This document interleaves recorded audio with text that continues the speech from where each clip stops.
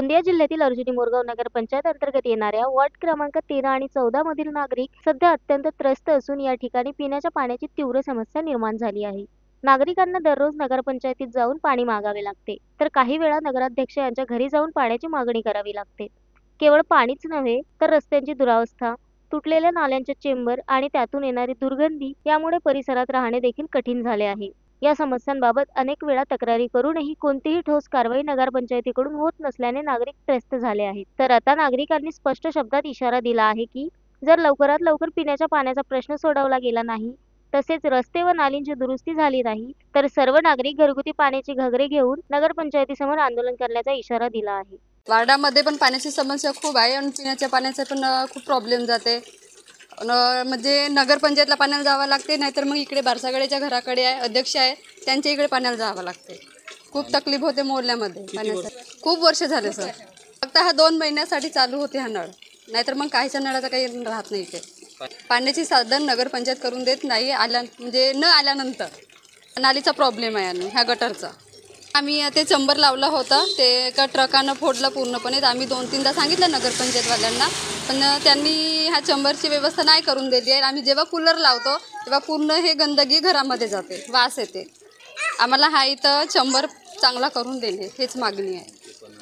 हो, समस्या आहे पाण्याची आणि हे चंबरची पण। लवकरात लवकर आम्हाला पाण्याची व्यवस्था करून द्यावे आणि ह्या नालीची पण व्यवस्था करून द्यावे। जे आमच्या समस्या आहेत वार्डामध्ये त्या पूर्णपणे समस्या दूर झाल्या पाहिजे। आमचा वार्ड क्रमांक 14 आहे आणि 13 आहे। इथं पाण्याची प्रॉब्लेम आहे, आम्हाला पिण्याच्या पाण्याची तर नेहमीच प्रॉब्लेम आहे, कारण आम्हाला नगरपंचायतजवळ नेहमी पाण्याला जावं लागते पिण्याच्यासाठी, आणि इकडे नगर अध्यक्ष त्यांच्या घराजवळ आम्हाला पिण्याच्या पाण्यासाठी जावं लागते।